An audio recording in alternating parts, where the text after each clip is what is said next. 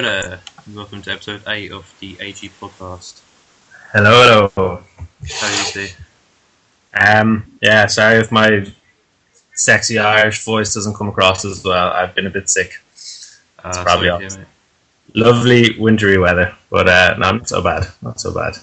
Good to hear. Right, in Good episode enough. 8, we have the end of season 21, as it's now finished. We'll cover all the leagues and how everything got on.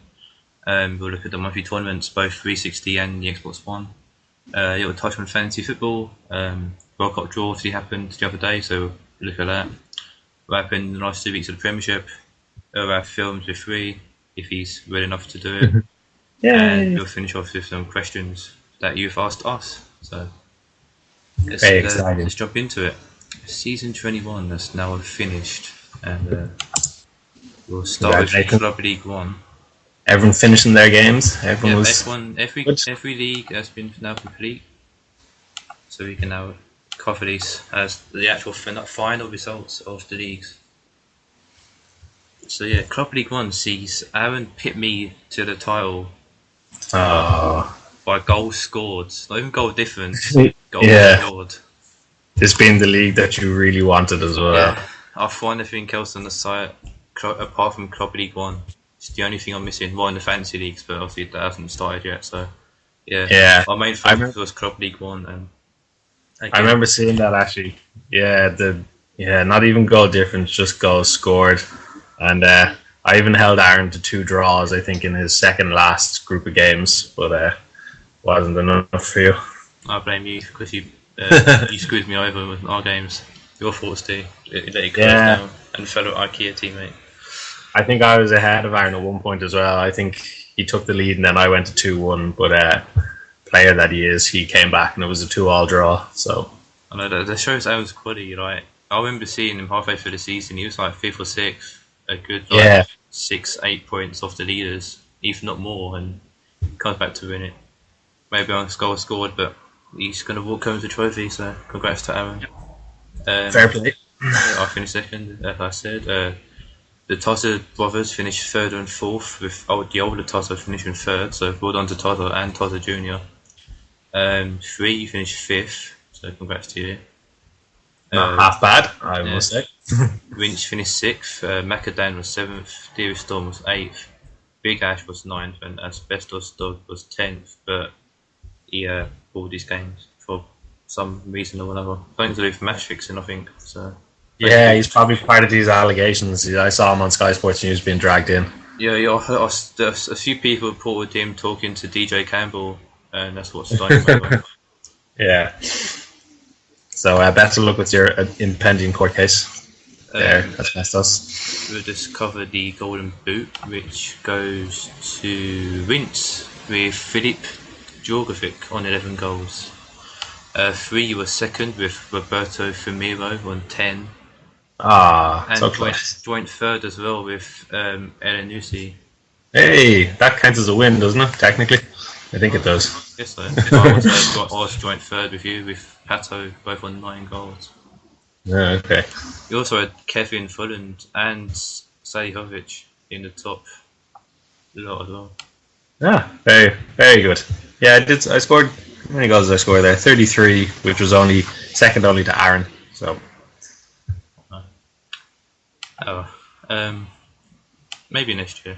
I don't know. Yeah, maybe. We'll see what happens. Right, so depends what. Go on.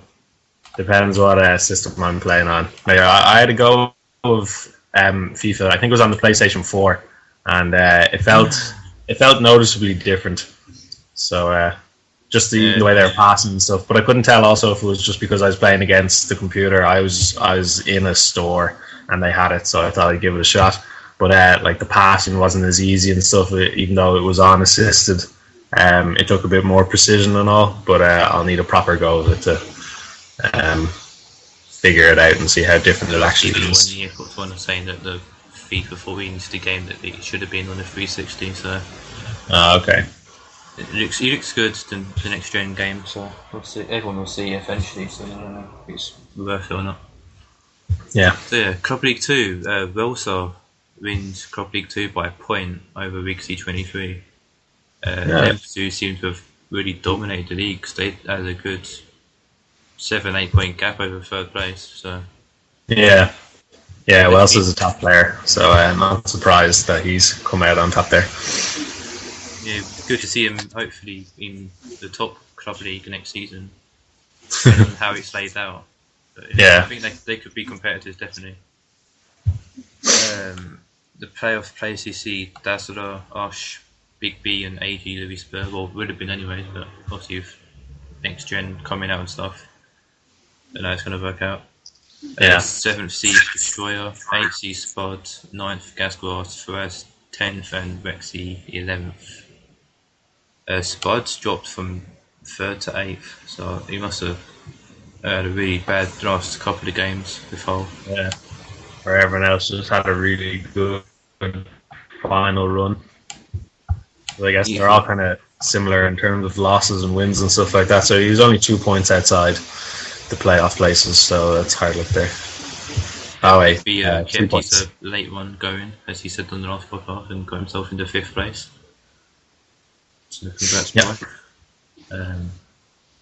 Golden Boot goes to Osh and Velsa. Osh had Eduardo Fargas and Velsa had Eder Eder Louis, or just Eder, yeah. Some Brazilian chap who plays in Portugal Yeah. anyway. Yeah, both on 19 goals. Brixie was second with 17 with Czech Diabate. Then a big jump to both Dazzler and Big B, both on 12 goals with Locadia and Casano respectively. So that would be the end of the Cup League. Congrats to everyone that's won, and well done for everyone taking part. And now we come to the International League, where I have once again won the International League. Congratulations to you. Thank you very much. You tried to sneak the first one at the end, but I managed to hold the handbills off.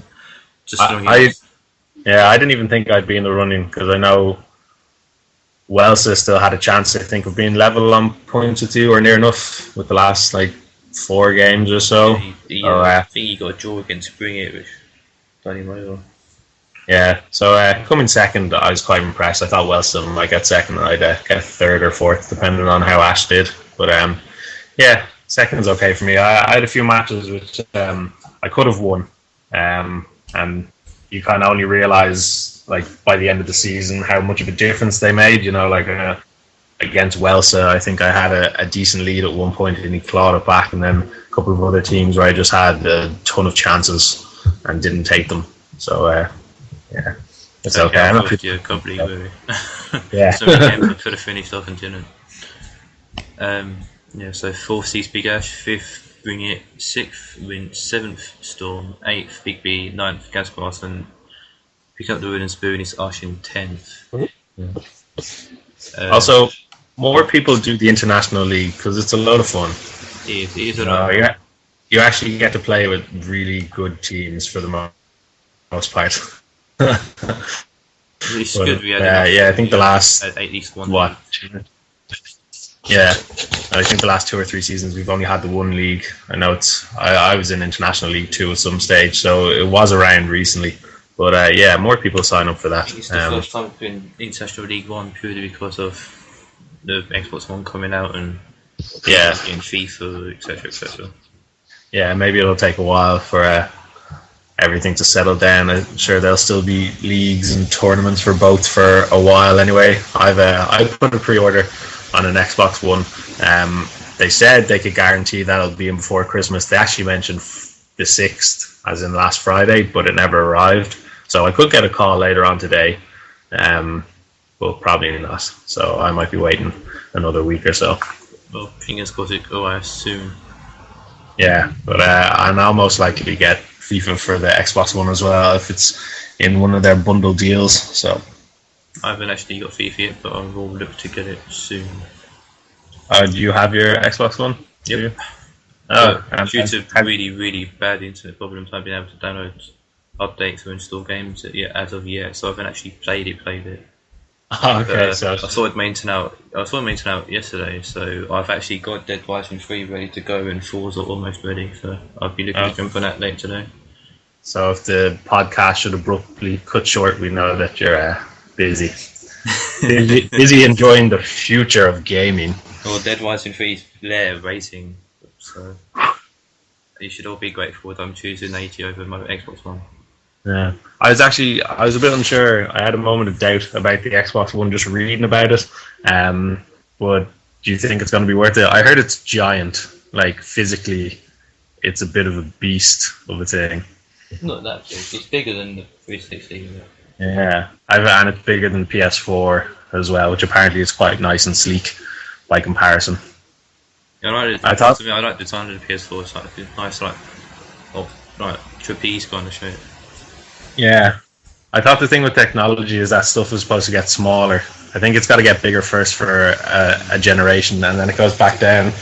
Like phones were getting really tiny, and then all of a sudden smartphones came out, and now they're about the size of tablets. Yeah. So it'll go back down, but then people want giant screens on their phones. So pick and choose. Getting sidetracked there. So back to season 21. It's only the two of us. So. Yeah, true. Big Ash wins to go in the boot with Ronaldo, clearly by 12 goals. Ronaldo scored 27 for Big Ash, and in total Big Ash scored 57. Jesus. That's not too bad. I was about to say one-man team, but that's 30 goals spread out between all the other players. So he's got Danny on 9 and Nani on 6 as well. So.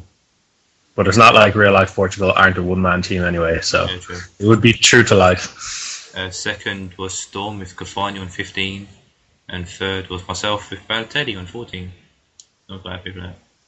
I was up around there at one point, but then I think my goals were too evenly spread. I started playing Giroud, and he actually snuck into the top, whatever it is, like top 20 goal scorers, only playing the last 10 matches or so. So also got Benzema and Ribery. Benzema on 8, and Ribery on 10. They were my regular scorers for the whole season. So that's season 21 wrapped up. That's all the leagues. Thanks to all the admins and everyone for keeping things coming along. The league admins will be sending out PMs about the season's player of the season. So keep an eye out for that and get your votes in, and you might even be chosen yourself to actually be the player of the season.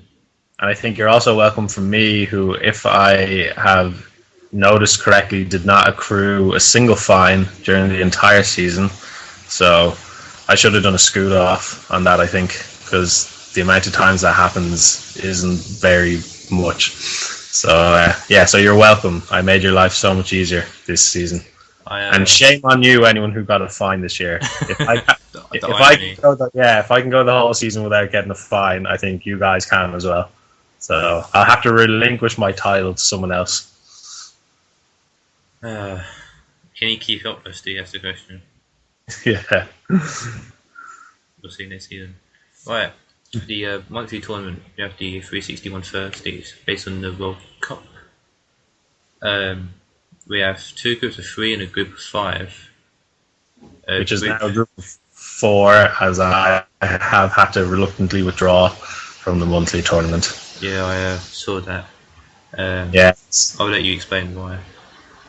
Oh yeah, I'm just super busy with work. I see the place where I work earns more money in the month of December than it does in the first 6 months of the year. So I've just gotten some horrible shifts. I'm kind of not finishing till 9:30 a bunch of nights. So I was trying to get my games done up until today, but after today I'm in work next 9 out of the next 11 days. So there's just so little time to get anything done. And then on my days off, I will no doubt be doing something or gone somewhere. So I've just had to cut down on some of my commitments. So the monthly tournament had to go, unfortunately. So sorry about that. Well, it gives everyone in group 3 a roughly 6 points, so I'm sure they don't mind. Yeah. We'll cover that in a sec though. First of all, it's group 1. It's me, Big B, and Faraz. I've only played Big B so far. I drew 1 and won 1. I've got Belgium. Quite happy with Belgium. Good team. Yeah, very nice. I'm meant to be playing Faraz later, so hopefully I'll get at least a win in those games, and hopefully I'll stay top and go through to the knockout stage. Well, sure, one win guarantees you through. Is it only one team qualifying? Yep. Even that would, I think that would guarantee you first, wouldn't it? You'd be on 7 points, and Faraz could beat you and Big B twice. So there is that. I need to get ideally a win and a draw. That'd be nice. What team does Faraz have? That's a good question. I'll explain the other two first, and then I'll go to teams. Okay. Group 2, there's been no games played yet in Group 2, so Rixie, AG, Luis, Burr, Macdan, please get them arranged and played. Thanks very much. And also, listen to the podcast so you can hear Wayne say that. I'm sure Dan will be on your towel anyway, so... If he hasn't already. Yeah, just taskmaster. And Group 3, the Group of 5 sees Ash, Bring It, Wilson, Ash, 3 dropped out. So 3's giving everyone an early Christmas present of 6 points. Ash is currently top on 16 points, played 6 games. I'm guessing he's yet to play you. Yeah, he played me first, and I lost both. I lost both after, oh my god, I dominated the first. Like you wouldn't believe. I had Uruguay, can't quite remember who he had. But they were just... I went 1-0 up, I think, and then I was 2-1 at half time, and I spent the whole second half on the front foot, hit the post twice, and lost. And then the second match, it just all fell to pieces. I think I lost 4-0 or something. Jesus. Yeah, very sad about that, I was. I bet you were. Which in no way influenced my decision to leave the league. Of course it did. I still had faith in Uruguay winning the World Cup, but just wasn't to be. Well, maybe next monthly tournament you'll be a lot less busier and you can actually take part in it. Yeah. Well, I won't even be in the country probably to sign up for the next one, so I might have to take an extended break from at least the monthly tournament. I guess I could sign up to leagues, but I might miss out in the first game week because I'll be jet setting off to New York come December 29th. Yep, very fancy spending New Year's in New York with my family. Very nice. Because we're millionaires. Well, I finally found the footage of all the teams in it. I'll just read out the list really. Bring It as Italy. Pardon? No, Big B as Italy, Bring It as Spain, Faraz as France, Ash as Germany, Luis Burr as Brazil, Big Ash as England, Velso Holland, Macadam Argentina, as Free said Uruguay, and as I said Belgium, and Rixie as Portugal. France will be a tough challenge with me against Faraz. France have got some decent players, as I found out when I played you in the leagues. Yep. Faraz 3-5-2 is the way to go. You heard it here first. And we've had a bit of friendly advice. Benzema, Ribery up front, or Benzema, Giroud even. Yeah, well, you put Ribery up front. Yeah, well, he can play anywhere. He's 90 overall. He's allowed to do what he wants. Even the old free roll. Yeah. Right, so the Xbox One, the first Xbox One monthly tournament as well. It's based on the Champions League, I think. Yeah, it is. Basically, there's 6 players. They are Dan, Rosa, Roach, Aaron, Roston, Storm. All play each team twice, and the top 2 go to a two-legged final. Currently, we see Dan played 6 games on top with 14 points. That's all on Dan, taking an early lead there. Rosa sits second on 4 points. Then Roach, Aaron, Lost all have 1 point, and Storm yet to play a game. Team-wise, Storm as Madrid, Dan as Chelsea, Aaron as Dortmund, Rosa, Barca, Lost City or Man City, and Roach as Munich. Dan doing well there with his team. Yeah. Maybe everyone has to adjust to the new one, so it's always going to be tight, I guess, whoever's going to win.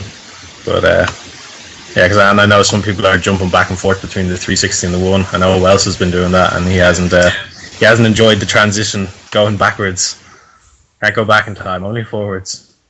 I know I'm just looking forward to getting with the 360 version as well. Yeah, Yeah, I don't know. I'll still be jumping back and forth. I've got too many 360 games not to play, so but I don't know if that means I'll sign up for 360 leagues. Maybe one bunch of leagues too many, but we'll see. Enough people are doing it just to keep it alive. You don't want only 2 people still on the 360 getting no leagues. That'd be no fun. There's a few people that aren't looking to get Xbox One anytime soon, so yeah, should be enough people to keep at least one kind of league going on the 360. Yeah, my thinking was just that probably going to get it eventually. Well, yeah, I definitely would. So why not just get it now? And then in my head, I was wondering, I wonder when they'll release Xbox One 2.0. But there was 2 years between the Xbox 360 and a kind of new updated version. So unless you're willing to wait that long, or maybe just a bit less for a bit of a price drop or a second-hand Xbox One. But I don't know how second-hand Xbox Ones work with Microsoft's restrictions or whatever they want to do. Charge you extra just to update it or do whatever. Well, it's almost all, I guess. Yeah, so better off buy it new whenever you like. Now. So, if you're going to move away from the AG side of things and go to continue gaming, but based on real life fantasy football. That's the most complicated explanation ever. Last week, I was top scorer with 66 points. Oh my god. I had Coleman, Sabletta, Ramsey and Ozil all making double figures. So boosted me up quite high up in the league. And last week's lowest point score was Marcus, Dean by example, with 1, 2, 3, 4 of his first 11 all scoring 0 points. Can we just pretend that my team that's not in the league is actually the team that's in the league? Because I'm pretty sure I'd be well out in front with this team. Makes me sad that this isn't my one team. 885. Yeah, you'd be top. Yeah. This team, I would have outscored you for the week. I got 68 points. Suarez as captain, Aguero, Ozil, Gerrard got 4, and a Fulham player. That's an inspired move. A Fulham defender keeps a clean sheet, gets 6 points. I think that's probably the first time this season. Well, in the AG League this week, you were top scorer. Oh, was I? Yeah, if your Polar Bear Club team. Suarez, obviously, you're captain in that team as well, grabbing himself 30 points. Yeah. Shamak's in his boy. Yeah. Shamak. What a great transfer. I only put him in this week. He scored the week before, and I just kind of thought, who else is going to score for Crystal Palace? Bar Shamak. He was actually, I think it was a combination of the amount of money I had left after transferring in a midfielder, and then also seeing that when you set the maximum price to whatever it was, 5.4, he was on top with something like 30, 40 odd points. So I thought, why not? And then doesn't he just go and score a goal? So yeah, Suarez as captain the last 2 weeks has been a dream move as well. I think it's been 48 points and 30, so 78 points over 2 weeks. He may well be the top striker at the moment, maybe just below Aguero. He also had Ozil by himself 10 points. Yep. Helps as well. So he inspired move there. The lowest point score for this week was Lost Island with 11 points. Oh. What happened there? So 1 point for each player that played. On average, basically. Very good. In the meantime, for us, it's top on 869, Andy's second on 850, Madsborn's third. Lost had 1, 2, 3, 4, 5 players scoring 0 points. He'd also still have Deke Guzman to play. You wonder as well how many guys are actively checking it every week. I'm still quite up to date. If I just about remember on Friday night, then I do it. What do you remember, Friday or Saturday morning? Yeah, I think you got to get in there before usually 11:45 or 11:30 or something. Yeah, just before the midday kickoff, really. So, yeah. That is the end of the Fantasy League. Now we will move on to the World Cup draw that happened last week. sometime. 6th. So where we can discuss if England will even make it out of their group. Yep. So Group A sees Brazil, Croatia, Mexico, and Cameroon. Brazil obviously hosts in their first game against Croatia. Croatia missing Mandzukic for that first game, which I think could be a massive blow for them, especially against Brazil. Is he suspended? Yeah, he got double yellow card in his last qualifier. Then again, though, I'm not sure how qualification from the World Cup works. Is it first, obviously, but then is it best second place runners up? Yeah, it's like top best two. Place? Top two go through in each team. Only the top two. Each group. Okay. So it's just guaranteed top two go through. Yep. Top two. Well, in that case, then, if Croatia maybe not expecting to beat Brazil in general, so if Mandzukic was going to miss either match, like any match, probably take the Brazil one and then come back fresh for Mexico and Cameroon. And if they could get 2 wins out of that, then they'd be guaranteed to go through, presuming Brazil don't choke horribly and win all their group games, which they ought to do. Maybe Mexico might give them a bit of a challenge. You wouldn't presume Cameroon will put up much of a fight. Okay, there's some decent players. Unless they bring Quickie. Cameroon's top goal scorer, second only to Eto'o. Obviously, well, looking at it now, obviously Brazil favourites to win. It's going to be a good battle for second place, though. Cause the other 3, Croatia, Mexico, and Cameroon, could all easily grab that second place spot. Just whoever turns up on the day. Yeah, well, that's probably going to be the case in a lot of groups. There'll be one outright team who should take it down, but then second place will be up in the air in many cases, unless you're Australia. Yeah, we're going to say Group B kind of defines that well, because you have both Spain and Holland, the finalists of the 2010 World Cup. Yeah, both in the same group with Chile and Australia. And Chile could surprise a lot of people. Yeah, so. Chile could, yeah. But I don't know. Can't see it happening. They could do it, but I can't see it happening. Spain recently lost to South Africa, but I don't think that really says anything about how they're going to do in the World Cup. They'll probably bring their A game, or their kind of what people think is quite a boring game, end up winning loads of games 1-0, playing with no striker. It works though. It won them both the Euros and the World Cup, so I'm wondering though if Negredo has an amazing season, and also that Diego Costa has decided that he'd prefer to play for Spain than Brazil. Can you really overlook taking one of those 2 strikers and starting them in the starting 11?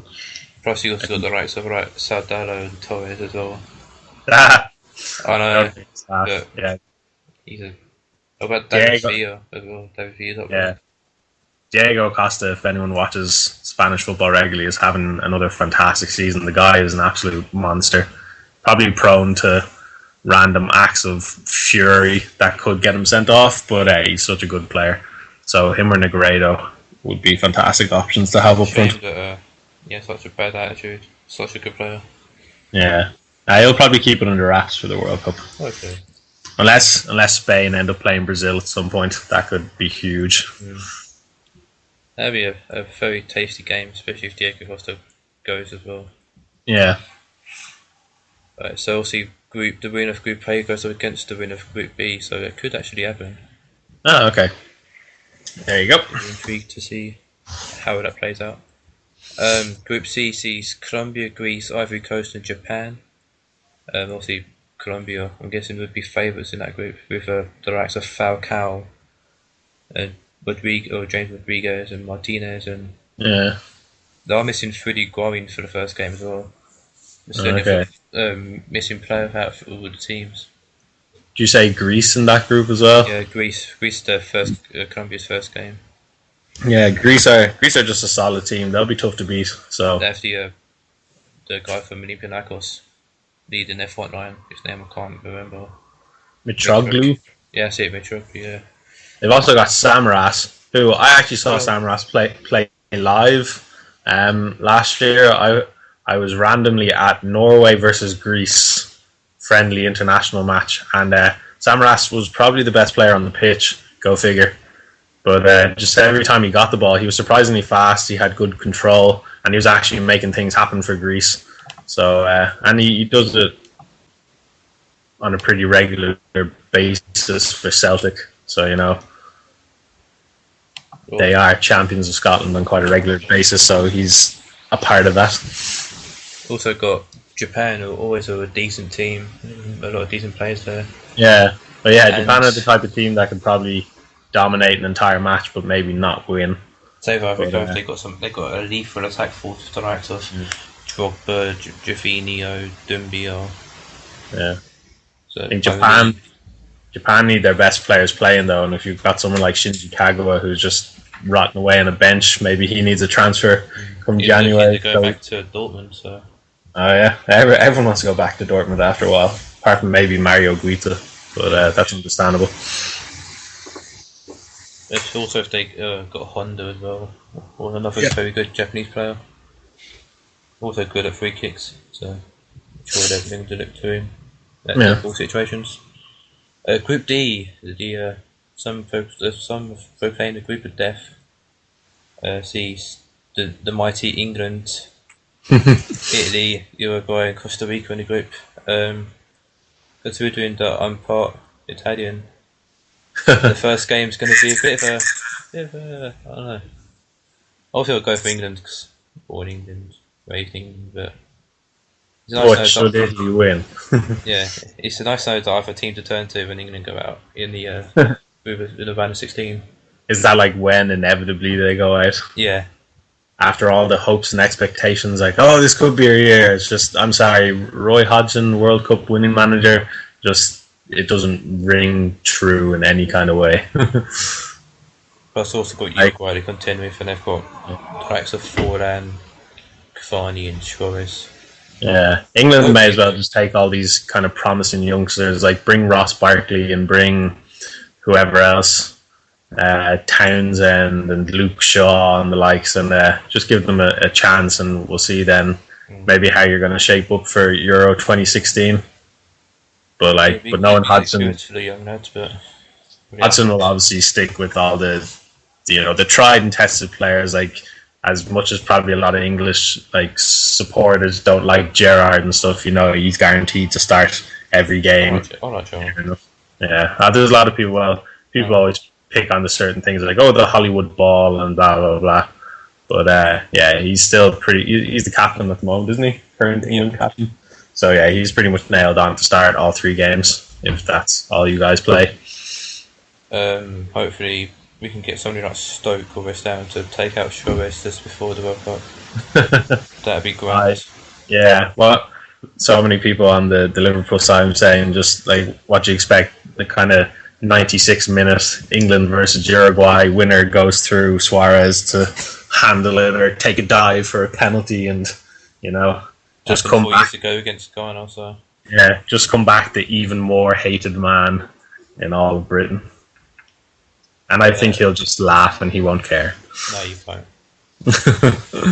Group E sees Switzerland, Ecuador, France, and Honduras. France must have pissed their pants laughing when they saw them in Group E.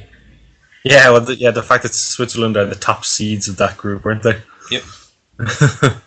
But funny though, Switzerland, they must be there for a reason. So, and then Ecuador, I think, actually finished quite well in the South American qualifying. I think they got automatic qualification. I think they got second or third. Yeah, they pipped the likes of Uruguay, who had to play through the qualifiers against. Uruguay had a knockout game against Jordan to get through. So. Yeah, and they did win 6-0 on aggregate or something. Yeah, they did. But the second game, and also knowing the way France is and the way they've turned up to the last couple of tournaments, they're by no means guaranteed to get through.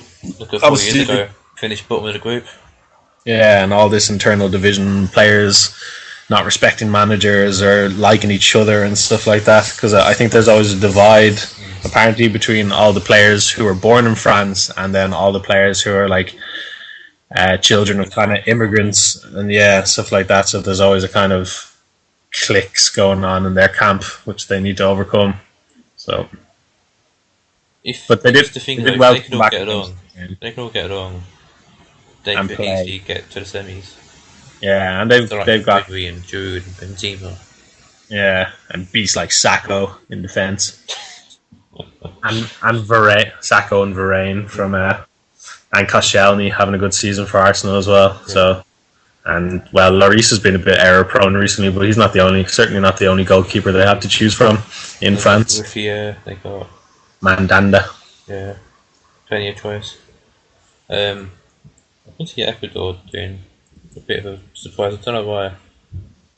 Yeah, not that I could name anyone on their team, but sure, they're South American. They're used to the climate, because that's going to be such a huge factor. Maybe it's a bit frustrating that it will, but I think one of England's games is being played in the Amazon in the jungle at 2 a.m. So yeah, so good luck to that. Yeah, we'll need it. Group F C's Argentina, Bosnia Herzegovina, Iran, and Nigeria. Bosnia and Herzegovina actually done quite well in their group. Yeah, Edin Dzeko, Jovic striker, both got 10, 11 goals respectively for the country. Yeah. Jovic isn't really getting much game time at City though, so yeah, Jovic plays for Montenegro, so I don't know. Oh, does he? Okay. whatever. I don't know where you're getting that from. I don't know. There's all those countries. Yeah, they're all just around that same area. Yeah. I also think you'd look to Argentina to be favourites to go through that group. Yeah, I think I'm most excited to see Argentina play out of any other team. Just all the attacking players, and Messi, the fact that Di Maria, Lavezzi, Carlos Tevez, Aguero. How can you not play? You just play a team full of attackers and hope for the best. Just hope that you outscore the opposition. Yeah, play forward defence and the keeper, and then just play what's left, six or seven forwards. Yeah, you've got Messi is obviously first name on the team sheet. Aguero, who's clearly he could easily end up top scorer in the Premier League. I don't see how you can't start him. I'm sure Tevez, I've seen him play a couple of times for Juventus, and he's been a regular goal scorer. Plus Tevez and Aguero have the relationship from City as well, so they know each other quite well. Yeah, maybe Lavezzi's one of those fringe players, I guess, who isn't guaranteed a start. Di Maria, though, for the type of player he is, plays out in the wings. He's having a good season for Real Madrid. Yeah, and Higuain. Top assist in a Champions League, if I remember correctly. Not too sure. Yeah. So maybe the likes of Messi, Di Maria, and one other player in behind Aguero might be their kind of starting lineup. I can't see them playing two strikers up top. Even though I guess Aguero is used to playing kind of alongside Negredo, so maybe Aguero and Higuain could be an option up front. Could be. I don't know who the Argentinian manager is, but I feel sorry for him having to just choose. Yeah. 4 or 5 strikers out of the strikers, yes or not. Yeah. Their defence probably isn't the strongest though, especially if they're like Barcelona forced to play Mascherano as centre back as opposed to defensive mid, because I know they got Cambiasso still. Yeah, chugging along somehow. Demichelis, that's how you pronounce it in defence. Yeah. Also Zabaleta. Yeah, another City relationship there. Yeah. Goalkeeper is someone. Well, Melo replacing Syria B for in Italy. Yeah, that's good. I think it'll probably be Argentina and Bosnia going through there. Can't see Nigeria or Iran doing much. Yeah, and Nigeria did hold Argentina to a draw in the last World Cup, but a lot changes in 4 years. So, and I remember Argentina dominating that game, and Nigeria's goalkeeper just having a bit of a stormer. That once in a lifetime World Cup game that you get to play. Group G, the other self-proclaimed group of death, sees Germany, Portugal, Ghana, and the United States all in the same group. Obviously, you expect Germany to top that and do quite a decent run, at least the semi-finals probably. United States, probably the dark horses more so than Ghana. They've won 16 games this year, calendar year, which is their record. Yeah. So they're doing decent for their country. You've got Jurgen Klinsmann, manager of the States, coming up against Germany. So we'll see how well he knows their national squad and stuff. If United States cause an upset there, I'm sure part of that will be down to him, or a good part of it. They also got Ghana, who done quite well at the last World Cup. Only Yeah. they got cheated as well in the sadly. They got a penalty. They got a penalty out of it, Yeah, and a player sent off for Uruguay. So I guess it's one of those things though where you'd probably, if you were standing on the line in that situation, you'd probably end up throwing your hand up as well. To take your team to the semi-finals, sacrifice yourself. the shame. Or no. But Ghana as well. Like Ghana were coming off having all these not great players, but like Asamoah Gyan was a big deal. He was in the Premier League, and does Essien plays for Ghana? Does he? Yeah. He was a bit better back then than he is now. So they got the young players like Frimpong coming through from Arsenal. Frimpong. I wanted to throw him in there really. What a guy! Yeah, just to use his name. What a player! Good lad. Oh, Dench. Finally, Group H sees Belgium, Algeria, Russia, and South Korea. Obviously, Belgium got to be favourites for that group. I mean, they could have scored. I guess Russia are more experienced, or would have the more experienced players, so you'd probably expect them to qualify at least. Russia did top Portugal in a group. Yeah. South Korea also has a fair few decent players in their squad as well. So. And see, Belgium as well as they could do, because they are a bit younger. You wonder if this is maybe one tournament too soon. Again, kind of like with England, if England start bleeding in all the young players for Euro 2016, but could that be the type of tournament that Belgium could excel at? Because the likes of Lukaku and Benteke, Benteke may have well moved clubs. By then, Lukaku might have either decided to stay with Chelsea or have a permanent club somewhere else, and then Hazard will have a few more seasons with Chelsea under his belt, and then just all the other players they have, Morales, Mertens, Fellaini might find an actual club to play for. I can't say that Belgium's going to be at one tournament too soon, but we'll see. Yeah, they'll be fun to watch at least, hopefully. Oh, yeah. They've just got so many talented players. Some tasty round of 16 quarter-final matchups there. Like Belgium will face either probably Germany or Portugal in the knockouts. Yeah, the World Cup's just a great spectacle. I just enjoy watching it. It's good as well that sometimes you get it. Obviously, if you happen to be in work, you're going to miss all the afternoon matches. But I'm pretty sure all of these matches are going to be evening ones, so it'll actually be more of a case of staying up really late to watch some of them. It's always good to grab yourself a bunch of mates, have a nice party every night. Yep. For the football. Hopefully, plan on doing anyways. And I'm sure the site will do something like not a fantasy league, but a kind of pontoon sweepstakes. Get given a random team and see how well they do. I'm sure that'll be pretty much near the time through Marcus. And there'll be the inevitable FIFA 2014 World Cup tie-in game if you go for that kind of thing. Yeah, I don't think I've ever bought any of the kind of spin-off ones like the Euro. I'd only get it if it was just DLC, for like a tenner or something like that. But the Euro pack was kind of. Yeah, but anything, even like a half-price game or something, I just don't think it's worth it. Just make up your own World Cup in your game and get your friends to play through it instead of paying all the extra. Right, so moving now to the Premiership. We'll cover last week's first, if anyone can remember. Yep. That was Liverpool thumping Norwich and Suarez scoring one of the goals of the season. If anyone happened to see it, a good old, I think it was clocked at 42 yards. A dipping volley over the head of let loose. John Ruddy must have absolute nightmares about playing Suarez. I saw someone mention all England's goalkeepers get injured by John Ruddy prior to the match against Uruguay. So yeah, that would be funny to see. But 25th when I was apart from the English, just take the 3 points now.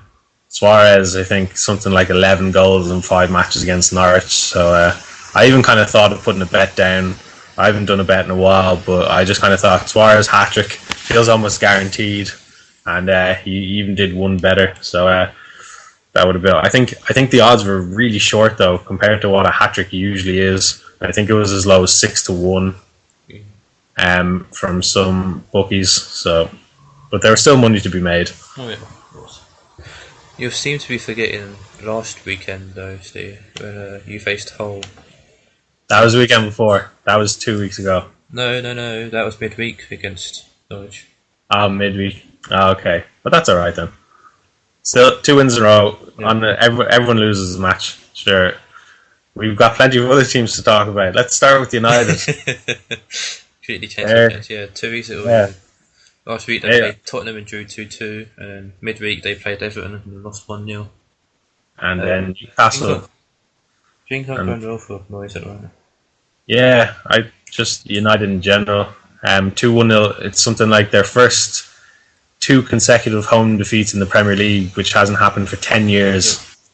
You know, it's like the first time Newcastle have won at Old Trafford as well since, or yesterday. Yeah, it seems like if anyone has 72. if any team has a huge defeated streak against United, it seems like now is the time to correct that. So if you haven't beaten United at Old Trafford in like 20 odd years, you've got a pretty good chance. They're just I saw the first half of the Newcastle match, and there was no real inspiration. You know, they were putting a load of crosses into the box, but not really finding any openings apart from that. I don't think they've got a lot of confidence at the moment, and they've never had much of a central midfield. But whatever Ferguson was doing, it just managed to work. But now they've just been a bit found out, and you know, like they're not getting hammered or anything. They lost to City badly, which was the only one. But that's kind of been happening in recent seasons. So like a load of the top teams has been all crazy 8-2, 6-1s, 5-0s, stuff. But, yeah, but you know, but they kind of losing these matches 1-0, so it's always weird to not see United score. Like under Ferguson, if it was 1-0 coming up to 85 minutes, then you'd nearly expect a United goal and then maybe even a winner after that. But Moyes doesn't have that yet, so he needs to really get hunting in the transfer window for January. Yeah, they need another midfielder. Possibly another striker as well. You know, when Rooney's been out, Van Persie hasn't really been getting the service. So unless that means, you know, the likes of Ashley Young just aren't good enough. You know, go figure that when Ashley Young and Stuart Downing left, and everyone thought Ashley Young was such the better player, but it's kind of turned out now that he was just better at diving than anybody else. So I guess Januzaj is a prospect, but he's still so young. You can't expect too much. Way too young. You can't expect playing first team football week in, week out. Yeah, and also to be like the main focal point for creativity. You know, he seems to start off a lot of moves and he tries to put himself about, but that's what younger players do. Like you see the likes of Barkley and whoever else, Deulofeu, kind of all over the place. But you need more than just one player doing that kind of thing. So. And when Van Persie is not scoring, obviously United aren't winning lots of matches. So all this talk about Van Persie hanging in a transfer request. Oh yeah, that he doesn't like Moyes or something to do with Moyes specifically. That could just be what a dickhead, what a prick. Yeah, that could just be newspaper talk though. So we'll see. It probably is. How true that is. Well, Mark Lawrenson came out and said about it, but what does he know? Yeah, he's just trying to do Liverpool a favour and just stir up stuff. Focusing now not on the top of the league, we are still top. 5 points clear of Chelsea. Could have went 7, but Everton gave us a really good game yesterday. Really good game. I think Everton probably, you wouldn't have put a win past them in that match the way they played. I think they had more possession than you at the Emirates, and that's they did in the first half. They dominated the first half. Something like 66 odd possession or something like that. They made like 100 more passes than us. It's strange to see that happen at the Emirates against us. But second half, we got hold of the game, grabbed ourselves a goal. It was a scrappy goal, but it was a goal, and then Deulofeu scored a crack of a goal against. Yeah, that was a great goal. It didn't look like there was much on. You know, it looked like the Arsenal player would have had any kind of shot or cross covered. He didn't even move it out of his feet that much, but the kind of swerve and dip, Szczesny was kind of halfway down before he realised he should stick his arms up in the air. So. Plus, we also got City next week as well, so that'd be a tough game. There was that Giroud shot right at the very end, which would have been God. a great goal. If that went in, I swear to God, I would have run out the house fucking cartwheeling. It was only like, it's not even a big game, but Yeah. the fact that really was, it was the last minute, it was the last shot of the game, and he followed it. I was like, oh my God. And to think how he's come along, like I think when he first came along, people were thinking it was just another Shamak job. Yeah, another a lot of player. the fans were like that, but Yeah, another player who did well in the French league and then just wasn't cutting it in the Premier League. But now look at him. Same Shamak, just give him time. That's what I was saying about Shamak, but he's got time. Giroud's been given the time, and look what he's become. Yeah. And then we also had Chelsea losing 3-2 at Stoke, of all teams. Stoke. Bit of a weird week for results. Yeah. Stoke haven't been able to buy a win all season, and then along comes a Liverpool loanee player to score an absolute rocket. So what a goal! Chelsea, what a peach! Yeah, what a peach from El Saidi. Chelsea are a bit strange at the moment because every time the commentators start bigging them up and saying, "Oh yeah, maybe they're gonna like push on from here. Like they have a great win in the Champions League, and then they win in the league," and everyone thinks that this is the sign of, because I think Chelsea were marked down as favourites. You know, Mourinho coming back, signing the likes of Hazard and stuff. I think if they had kept Lukaku, that could have made a huge difference, seeing as their Lukaku's probably scored a bit about more or equal than all their strikers combined. So, and you know, one week they play Torres, the next week they play Demba Ba, and then it's Eto'o. So Mourinho obviously still doesn't have a favourite amongst all of them, someone he wants to play regularly. So I saw Torres missed, not quite a sitter, though maybe it was. He blazed it over the bar after it fell to him, and the keeper was scrambling. It was a twice finish for. Yeah. So Chelsea slipping up. Liverpool go level on points with them. I think we're second on goal difference now. Yeah. So we've got Spurs to play next week. They have drew this week as well against Southampton. Yeah, Southampton are having a great season. So I don't think for Europa League position. Yeah, not top four. I think that'll be just a bit beyond them, especially, you know, we're not quite halfway through the season, so some of these teams tend to drop off a bit. I think West Brom were doing great this time last year, and people were going, "Oh, look at this," but then, you know, they just can't handle the whole season playing to that kind of level. So get as many points as you can early on, and then hope that you can stay in touch with the kind of top 5-6 is good enough, I guess. And Southampton have a lot of money, you know, and they've got great young players. They don't need to sell anyone unless they're getting offered, like Luke Shaw, I think, is being looked at by Chelsea and stuff like that. But, you know, you're going to pay upwards of 15 million to get a hold of him, young English player. So they're in a good position anyway. And Osvaldo scored a fantastic goal against City. Oh my god! Yeah, that's another one of those peaches that easy to beat goal of the season or goal of the month. So interesting. Not easy to get it over Pantilimon when he's, what was it? They said on Match of the Day, 6'8". Yeah, I'm 6'4". I'm a little midget. Yeah, you really need to get it right in the top corner to be doing that to him. I think we'll leave it there for the Premiership.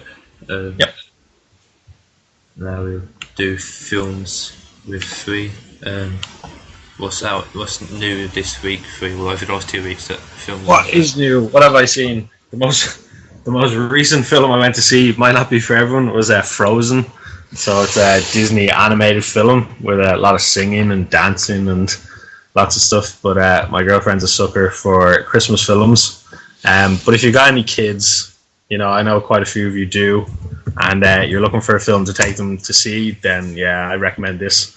And it does have a very funny character for all us adults, this little snow dude called Olaf. It was great. He probably has the funniest lines in the entire film. He doesn't show up for about, you know, kind of half an hour, 45 minutes. But yeah, so go see that.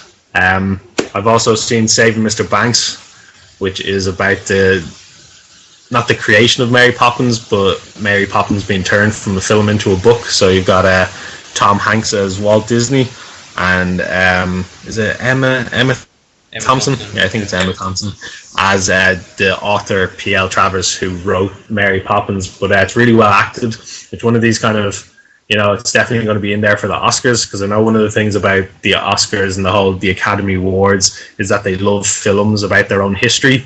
So you saw last year Argo did really well, and Argo was about the film industry back in the 70s, and how it kind of saved the day and stuff. So they love kind of tooting their own horn.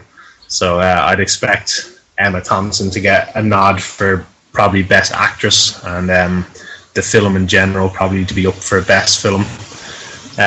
So they're the two most recent films I've seen.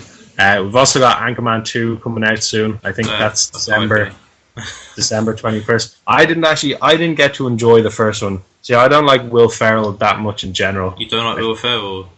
No, I think he shouts too much. You know, if you're a funny person, you know, you can just say your jokes. But I think he shouts a lot, and you know, some of the films have been fine, and then other ones I haven't liked. I liked Elf. Elf was good. But some of them, there's that one with John C. Reilly where it was a Step Brothers.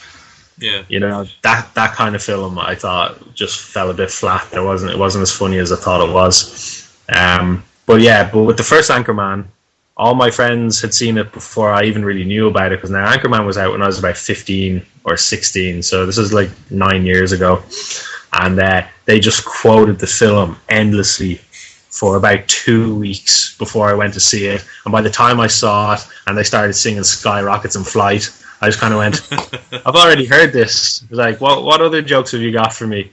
So it might be worth another watch. Maybe I'll watch it again, and I might learn to appreciate it. But I'll probably go see the second one, just because you've gone on such a PR offensive. There are Anchorman ads and marketing stuff absolutely everywhere. Yeah, there's a drink over here. They're really going over the top advertising. Yeah, for it.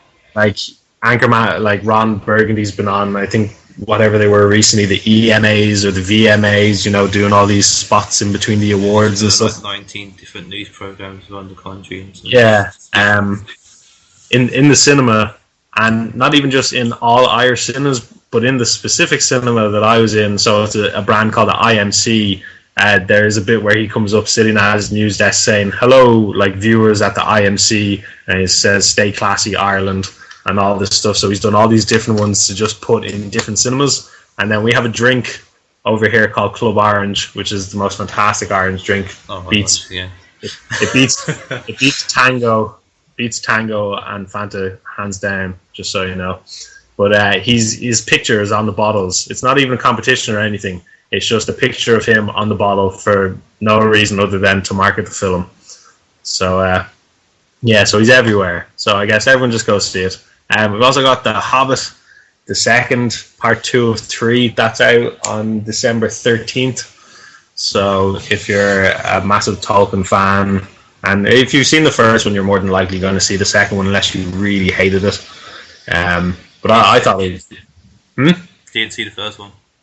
I didn't. I thought it was good. You know, people are trying to complain, saying, "Oh, how are you going to...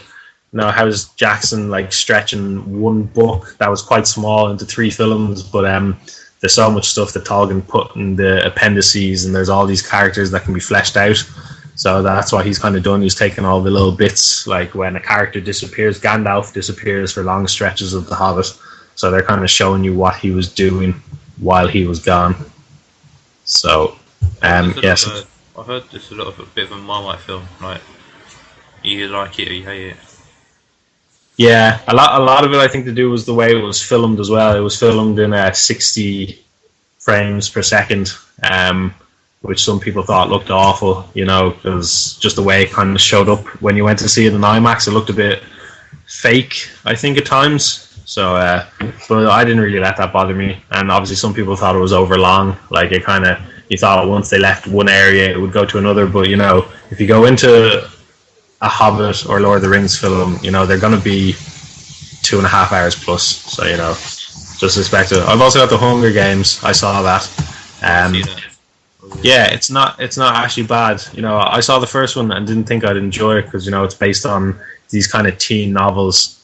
But you know, yeah, but it's better than the likes of Twilight and stuff. Like there is still that love story, and it's kind of similar to Twilight in that you've got this young girl who has 2 guys who love her, and all that kind of rubbish. But the actual thing, it's kind of, if anyone's read 1984 by George Orwell, it owes a lot to that. Like this whole kind of dystopian future where the small percentage of upper classes rule all the kind of working classes. But the Hunger Games is a bit more optimistic about what can be done than 1984 was, because that book was a bit bleak.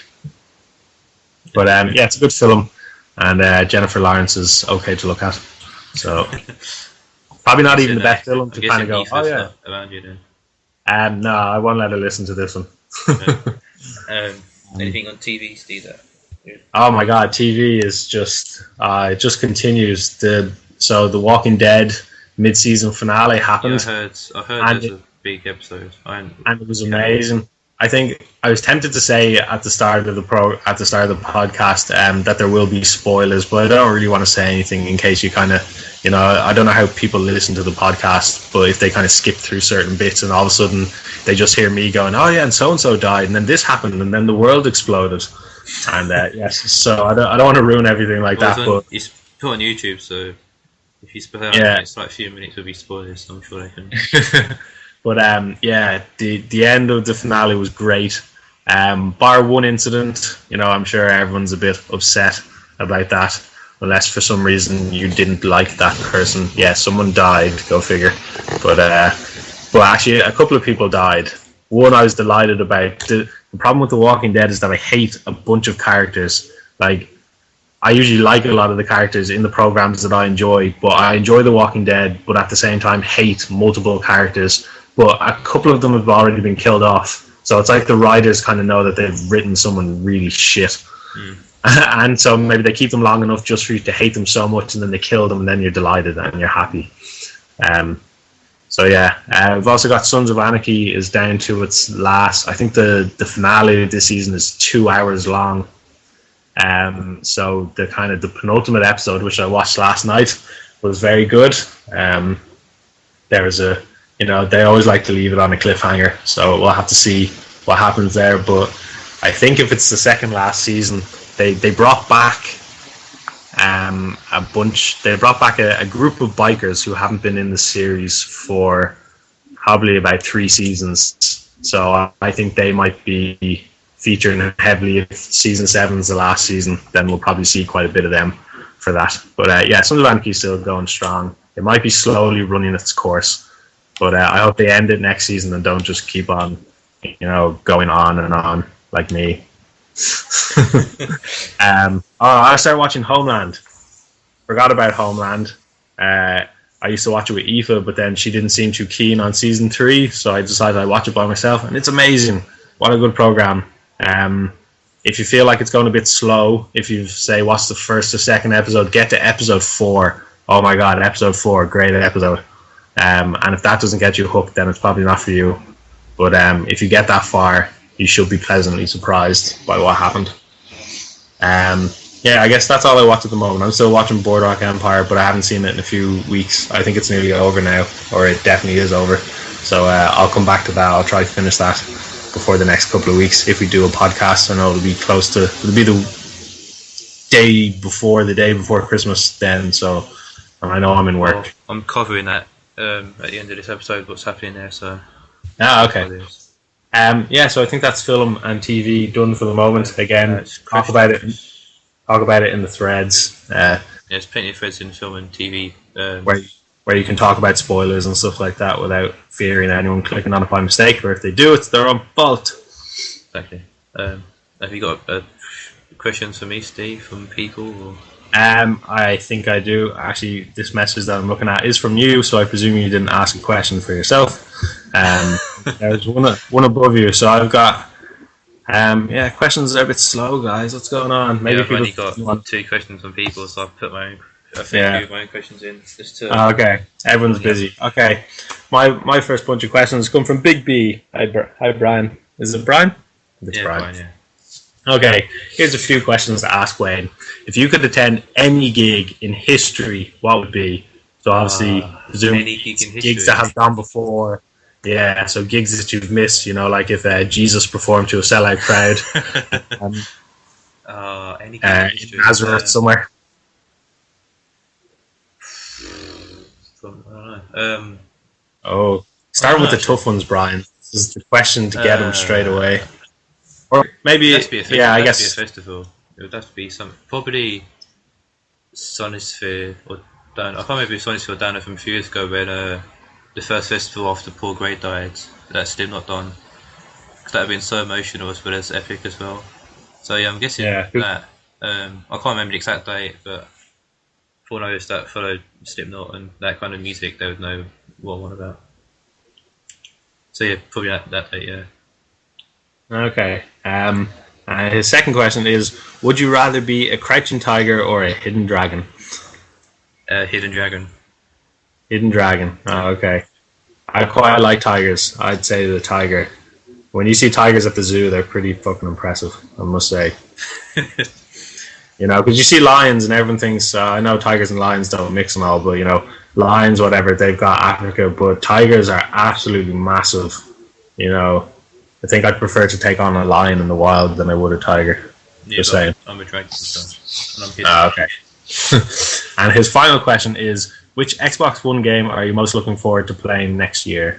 Probably Titanfall. It looks so awesome. Yeah. There's so much about it that looks unbelievably good that it's got to be Titanfall. Yeah. Fingers crossed this doesn't just turn out to be kind of Call of Duty with mechs. Yeah, like I hope so. It's made by those guys, so there'll probably be similarities. Like maybe it'll take a bit longer to die because once you suit yourself up, hopefully the mechs aren't too easy to destroy and stuff. But yeah, it definitely sounds interesting with its whole what is it? It's like an online story mode. Yeah. You know, from one match to the other, they try and tie it in. So it'll be interesting to see what they can do. It might be the first kind of game that everyone goes, "Hey, this is what the Xbox One is for."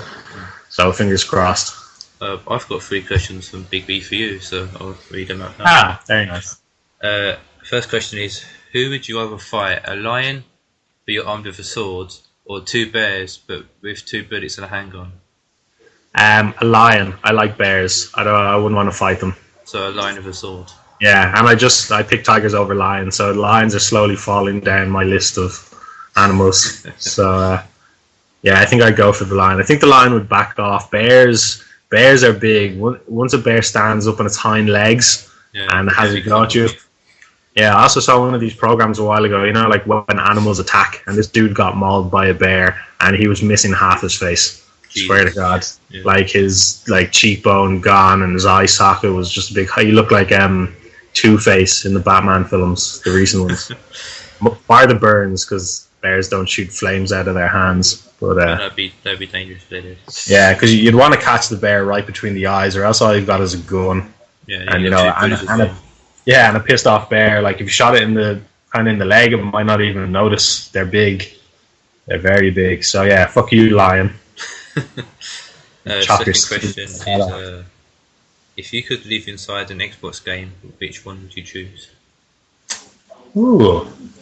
Oh God! I'm just gonna have a quick look at my list of things. So obviously, I guess FIFA would be fine if I could be like an actual good player. I don't want to be in the League of Ireland teams or anything. But there's so many dangerous. Where would you be if you live in FIFA? I'd like to be someone classy, kind of like Xavi or something like that.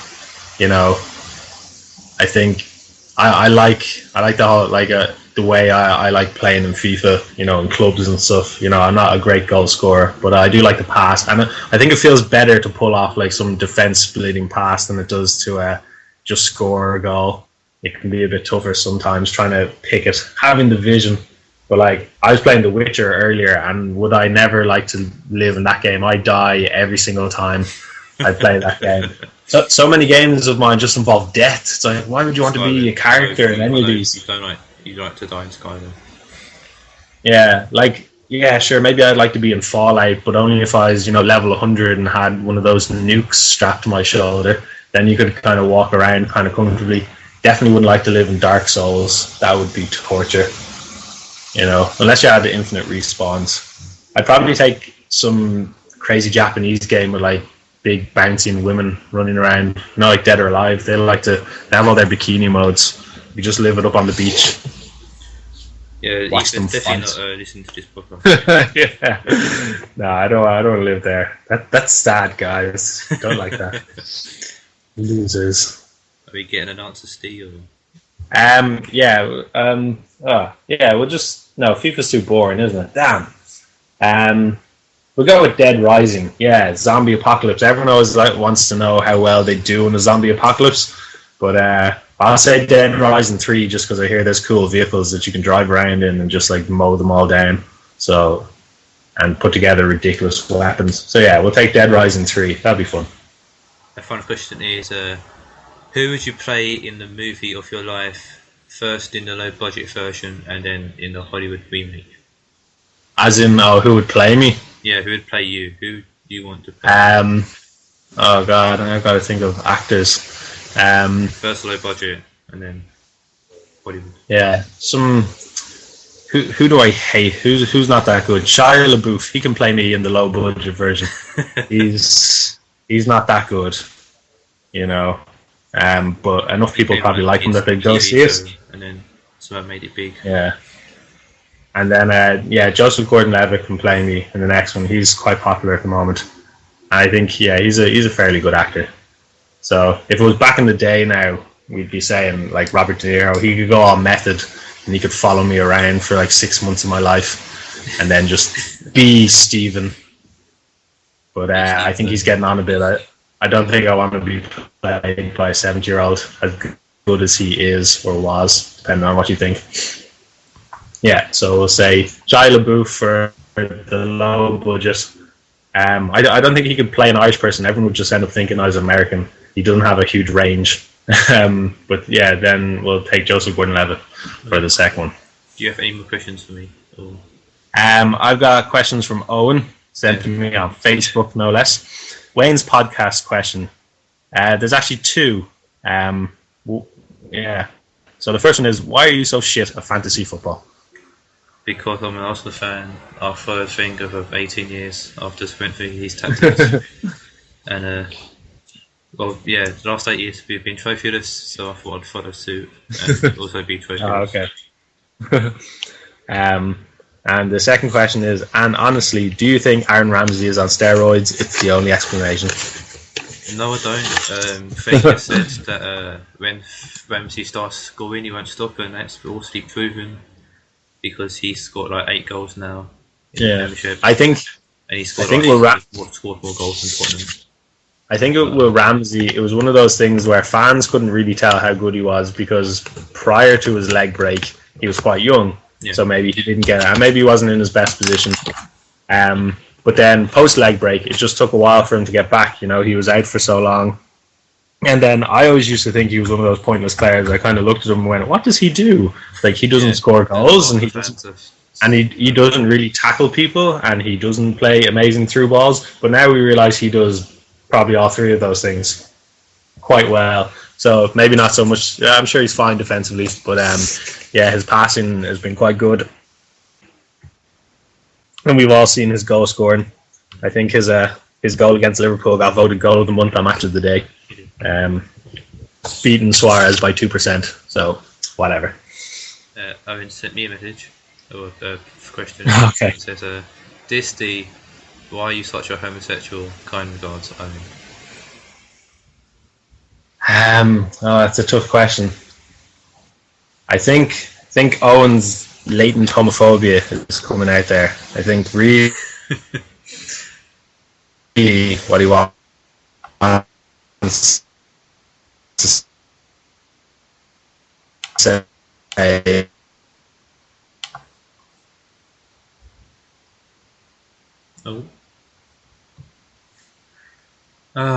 Scott.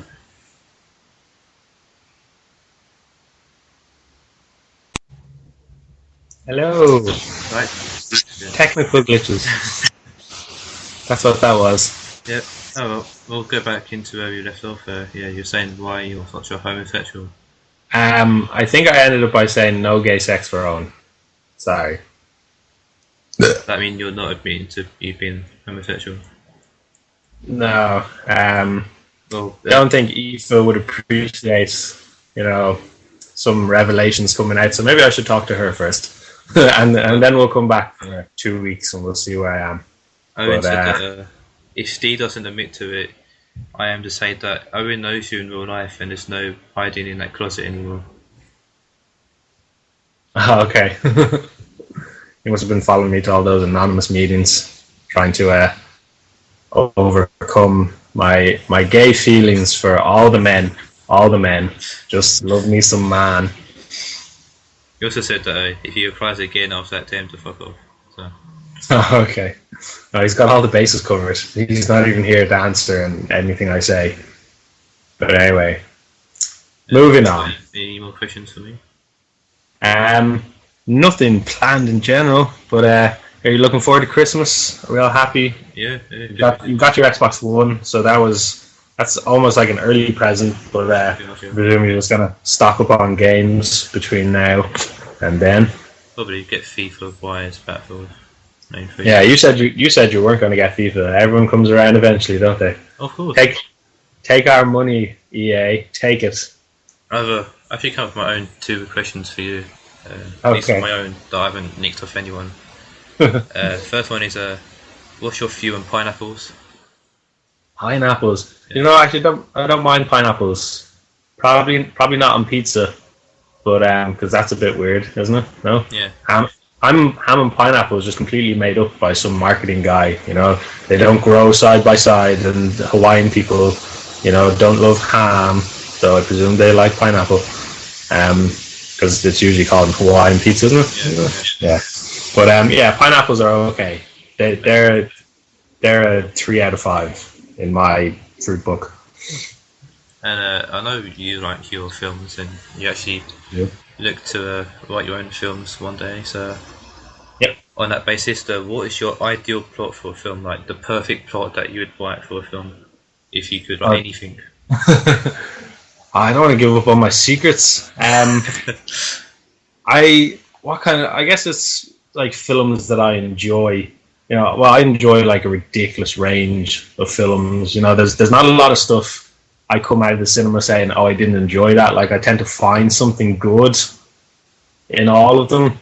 But I think just something smart. You know, like something that kind of it doesn't always have to keep you guessing. You know, like I watched Saving Mr. Banks, and you know, there's no kind of real plot twist as such. You know, it was a good film, and I have a good story and stuff like that. So sometimes, you know, films don't even need to have some outrageous plot. Like, you could have a huge plot like Inception, which is like really plot focused, but kind of when you look at the characters are a bit shallow. Like, I don't remember what Leonardo DiCaprio's character's name is. I think it was Cobb, but I'm not sure. But yeah, so it depends. Yeah, something's kind of smart. You do want something that's a bit gripping, you know, like you want to see the whole thing out. So like, but it wouldn't necessarily be action based. It would just be something that's enjoyable to watch. Keeps you guessing right until the end. You don't have the whole film figured out and then be kind of bored when it happens exactly like you thought it would. So yeah, that's not an exact answer, but it's obviously, I like the plots of my own films, of which I have written two. So keep an eye out for me on the red carpet. I'll give an AG shout out if I get interviewed.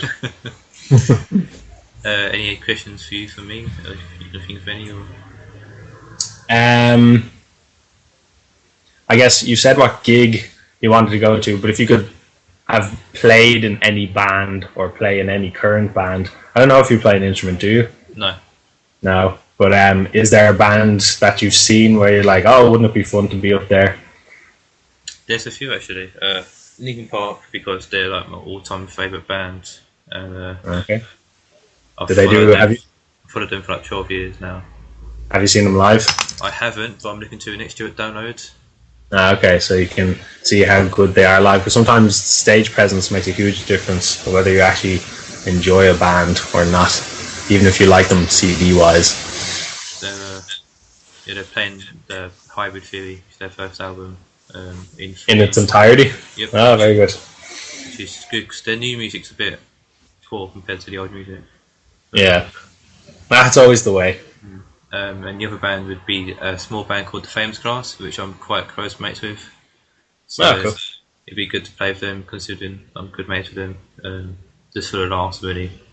Quite a funny bunch of lads. So. Also, a good shout out to them. Go check them out. They're small bands.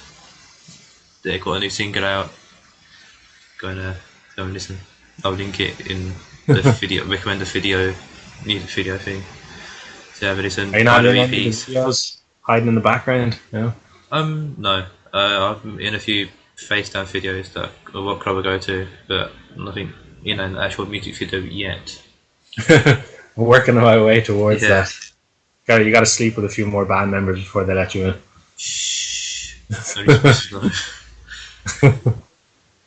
Anything else, or are we leaving it there? Yeah, we've been going for a good nearly an hour and 20 minutes. Yeah. So I think the poor Also, people get cover the get it. Christmas podcast first.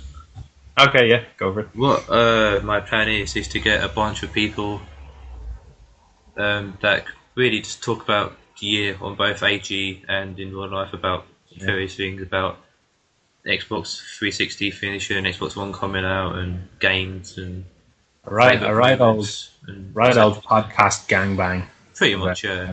Yep. Gonna get as many people as Skype can hold. So basically, Roach and Blitz don't apply because your connections are poor.